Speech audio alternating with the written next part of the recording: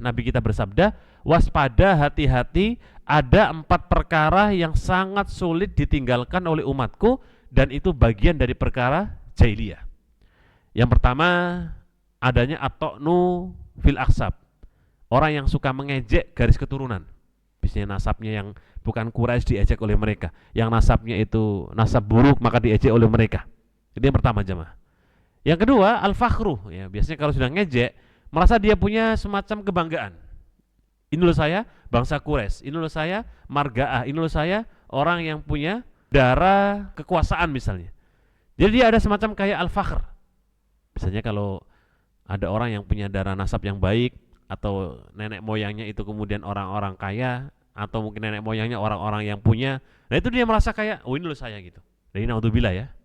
Ini ternyata Nabi sebutkan termasuk di antara amrun jahiliyah, perkara-perkara jahiliyah. Makanya kisah-kisah yang sudah pernah kita kisahkan juga di kesempatan yang lalu ya, bahwa para sahabat muhajir yang mereka datang ke kota Madinah yang kita sebut dengan disambut hangat oleh kaum Ansor, tidak ada satupun sahabat Nabi yang dari Ansor ya, atau kota Madinah, siapapun yang datang dari kota Mekah ataupun dari luar kota Mekah untuk datang kota Madinah, semua disambut hangat oleh para sahabat Ansor, jemaah.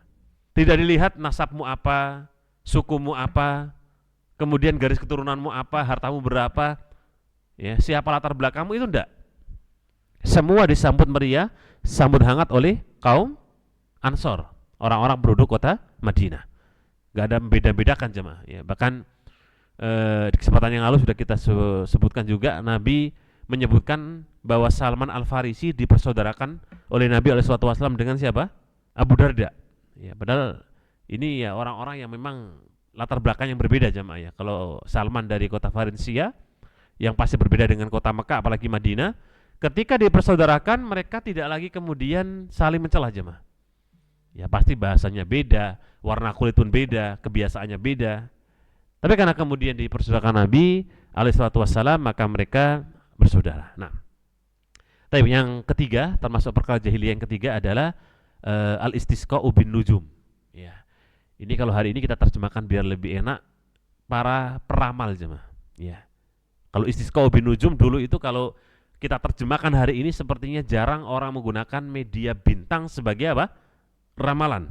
Ya ada tapi nggak terlalu familiar lah gitu. Tapi kalau kita nyebut hari ini dukun, paranormal atau orang pintar, ya itulah mereka yang Nabi sebut sampai hari kiamat itu akan muncul orang-orang muslim, orang-orang mukmin yang datang kepada paranormal. Dan ngerinya jemaah sekalian, mungkin sempat ramai dan sempat viral juga ya di media-media, baik media cetak ataupun elektronik ataupun YouTube dan yang lainnya. Dulu sempat dipromosikan yang namanya perdukunan ya. Mungkin masih ada ya, beli angka togel tuh yang sekarang di YouTube lagi rame juga tuh.